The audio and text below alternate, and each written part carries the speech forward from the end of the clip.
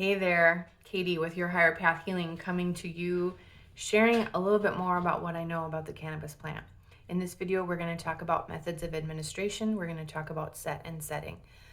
So there's a lot to know when entering into the cannabis industry, trying to find your way, using it medicinally, using it in a spiritual practice, using it in combination with somatic practices to enhance your healing. There's a lot to know, and so I'm going to start breaking some of that down for you to educate you, to make you a smart consumer of the cannabis plant. But first, what I want you to do is I just want you to touch in and acknowledge all of the fears, the myths, the misconceptions, the misunderstandings of this plant medicine. We have been bombarded with fear and misinformation around this plant. This plant has been around for thousands of years. It has been used in spiritual practices across the continents. And it was outlawed in 1937. And so as a result of that, we are kind of coming out from underneath all of the BS that was put out there about this plant medicine. And that's part of my work, is to tell you that as a nurse and as a Christian and as a mystic, I've been using weed for the last 10 years. And let me tell you, it has made me a better person. It has shown me the path to true love for myself and for others. And it set me free. It really has set me free in a lot of ways. And so I'm here to share that with you. You can learn more about how I came into a relationship with the cannabis plant in my 30s on my website, on my blog. I tell you a little bit about the first time I got high. But we're here to talk about methods of administration, and then we're going to talk a little bit about set and setting. Methods of administration. There's a lot to know. There's a lot of different ways you can take and consume cannabis. And there is a lot of, within those different ways, there's a lot of devices and a lot of preparations to use. So it's a lot to know. I'm going to break down first the route of topical. A topical preparation is simply that I would consider more of a medicinal. That is for topical. That's for pain, localized pain. You're never going to get a euphoric feeling from a topical application of cannabis. The most common that you'll hear, probably a way of consuming cannabis, is edibles, through gummies or through the oral administration. I also lump in tinctures in there. Tinctures are usually either an oil or an alcohol-based liquid that goes underneath the tongue and absorbs quickly in the oral mucosa. Or you have the edibles that you eat. And that comes in all kinds of different concoctions. Let me tell you what I know about that. When you consume cannabis and it goes through your gut, it is converted in the liver. And the actual chemical composition of the cannabis molecule, or the molecule that gets us high, which is THC, it's converted in the liver, and it becomes more permeable to the blood-brain barrier, meaning the cannabis will go into your brain and make you higher. So you hear all the time of women having stories of a bad high at a party. They took a cannabis edible. They had no idea how much was in it. And it was a yucky, horrible, awful feeling. It's because they've consumed too much. And again, that blood-brain barrier, it intensifies the high when you've taken an edible. Starting dose, we always start low and go slow. So starting dose for a cannabis edible is 2.5 milligrams. Oftentimes you take that and you won't feel any different. You can try that again, or you can up it to 5. But you want to start low and you want to go slow, and you want to titrate up to that therapeutic effect. We're going to come back. We're going to land on our intentions when we talk a little bit more about set and setting here in a minute. So that's oral or tinctures, but that's oral administration through the gut. The most, and that lasts, the onset is tricky. It could be a half hour. It could be 2 hours. It depends on how much food is in your tummy. It depends on the bioavailability of the medicine. I always also want to caution people on what's in it. Cannabis is medicine, and it helps to balance the endocannabinoid system in our bodies. when we mix it with a bunch of corn syrup and red dye and sugar, it kind of takes the medicinal essence away from the plant. So also edibles are more, they're extracted from the plant, right? There's more processing that goes into making that medicine. And so making sure that you know where your medicine is coming from, making sure that you know the extraction methods, all of that matters. And I'll talk about that in future videos. But so it's a lot to know about all of those things. Trying to think if there's anything else about edibles you'll want to know. Consuming with fat can increase the absorption. Cannabis is lipophilic, meaning it connects to fats. And so you can kind of augment or support your high by taking foods like cheeses or avocados or nuts with the edible to kind of potentiate or to increase or enhance the bioavailability of the plant medicine in your body. But again, huge range of window, and then it lasts for 6 to 8 hours. So edibles are really good for those who are struggling to sleep. Taking one of those before bed, it'll last you through the night. Again, the onset can be tricky. So you'll never want to take one and then in the half an hour it's like, oh, nothing's happening, take more.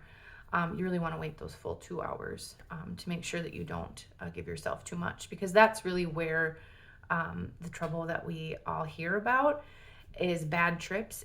We've used too much medicine because we're not aware of what we're doing. And cannabis is a medicine where she will reveal your energy to you.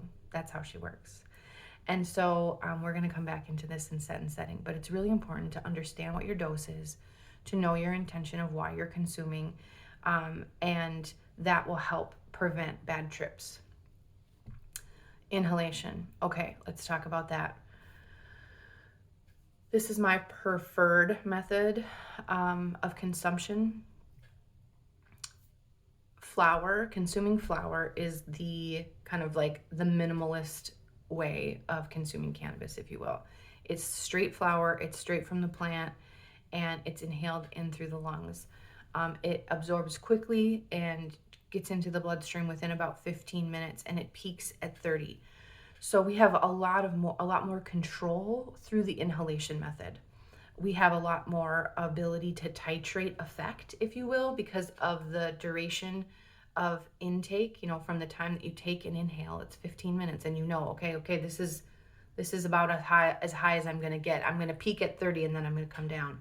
Edibles don't have that same consistent trajectory, just because we have a lot of factors that go on in our gut.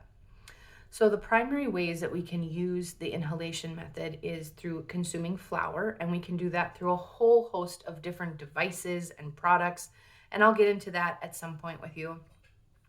And then the other is, of course, a vape cartridge. Vapes got a lot of bad rap for a long time. The kids were getting very sick. It was kids consuming the cannabis from the black market, and those cartridges had vitamin E oil in them to preserve them, and that was what was causing a lot of the kids that were getting sick there for a period of time. Now, I will say that it still goes through an extraction process. It's still altered. The plant medicine is still altered, and there are additives that keep the liquid in the cartridges, in the vape cartridges, liquid and fluid. And so there is a risk. They're very convenient. There's no smell to them. It is really helpful when you just want a quick bump without having to do all of the preparation. Now, with that being said, I will say that I see those misused the most because they are quick and convenient. And so if you're worried about developing, a practice where, there's concerns about addiction, I would say that if you're really concerned about that, avoid the practices that are easy. Because if you're coming back to the plant, your intention, you're working with the plant directly, you're having to grind it, you're having to pack it, there's a slowdown in that versus, oh, this is super easy, it's next to my bed, it doesn't make any smell, I'm gonna hit it quick. And then all of a sudden you're hitting it 4 or 5 times and it's like, wow, I'm not getting high anymore. Now I'm hitting it 8 times and I'm consuming more medicine than what I need to get the effect that I need. And so that is my caution around the vapes. is it can get really easy and convenient. And in my own practice, I went through that. I went through, wow, this is too easy for me to just easily consume cannabis and consume it out in the open. I mean, on my way into a movie, which is some of my favorite ways to consume cannabis. We'll talk about set and setting now on that note. Here is the magic of cannabis. Cannabis is a non-specific amplifier. She's an entheogen. She is a medicine that connects us to the divine within. There is one single system in our body called the endocannabinoid system. It is the largest receptor system in the entire body. We have receptors in our brain, we have receptors in our skin, in our bones, in our organs. Everything has an endocannabinoid receptor in it, or more, many. And it is that system that helps us navigate balance. And it is a very fluid system. It helps to regulate all of our neurotransmitters, which is our molecules of emotion. It decreases inflammation and manages inflammation. It is basically the whole system of homeostasis. And we have one plant that mimics how that system works. And so we actually have naturally occurring molecules called endocannabinoids that are the same, that the plant cannabinoids from cannabis mimic. And so isn't that kind of curious that we have one system that is like born to like interact with the cannabis plant? I just have found that very curious, and that we have been so afraid of it for so long. So let's talk about set and setting and intention. This is the key to the medicine. An entheogen is a molecule, or it's a plant spirit that connects us with the divine within. We have a molecule in our body that's called bliss, and THC mimics bliss. CBD helps the body stop breaking down the molecule or the chemical of bliss. And so going into a cannabis session with intention will change your experience with it. So how do you want, thinking about this as a plant spirit medicine, this is ancient practices from thousands of years ago. How do you want to engage with this knowledge? She is a plant of self-knowledge and self-love. So setting your intention ahead of time. How do you want to interact with the medicine? Do you want it to relieve the pain in your left knee? Do you want to open your mind to greater states of consciousness? Do you want to explore deeper states of creativity? Do you want to connect more deeply to the inner child within you and help resolve some of the past hurts and trauma? Do you want to have fun and laugh your ass off? Getting clear on why you're using the medicine and what your intention is will create and craft an entirely different experience for you. And it's really where we come into this concern around misuse. If you're using it with intention, you are not misusing. If you are clear and understanding of your therapeutic dose and you use the medicine to the point of getting to meeting your intention but not overusing for that therapeutic dose, you're using the lowest amount of dose for the best benefit, that, in my opinion, is a conscious cannabis practice. And we don't have to worry about misusing at that point. Then, that as you go through, you then learn to check in around, okay, am I escaping here? Is this a time where I'm relying on a medicine when I just want to check out? And sometimes we just need to check out, and that's okay. It's a pattern of behavior that I think people get concerned about. And so when you're in this kind of cannabis practice, having someone like myself, a cannabis nurse, to help you check yourself in how you're using it can be an easy way to alleviate those fears. So that's where I'll leave you today. Feel free to book a free cannabis consult on my website. That's 30 minutes. We'll talk through the different cannabinoids. We'll talk through the different methods of administration, and we'll get you set up on a cannabis practice that you feel good about. And then we'll also have more work to do as we titrate or we find that therapeutic dose that's right for you for your intended purpose. I'm coming to you today from my pottery studio. This is my favorite place to consume cannabis. I get high and I make beautiful art. It's a way for me to connect, to ground, and to be at ease and flow with myself. That is her medicine, that is her magic. But when we resist the lessons, when we are not open to see the lessons, we have anxiety provoking experiences similar to any other plant medicine you might hear about.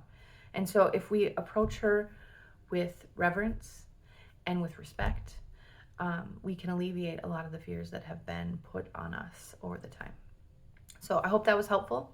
I'll be back to talk to you more about set and setting, because it's so important. And then I'll show you my stash box, and I'll show you all the different tools that you might want or need in developing a cannabis practice that fits your needs, opens you to the divine, creates greater connection between you and yourself and others. I mean, she's full of wonder. So with that, I will close. Take good care.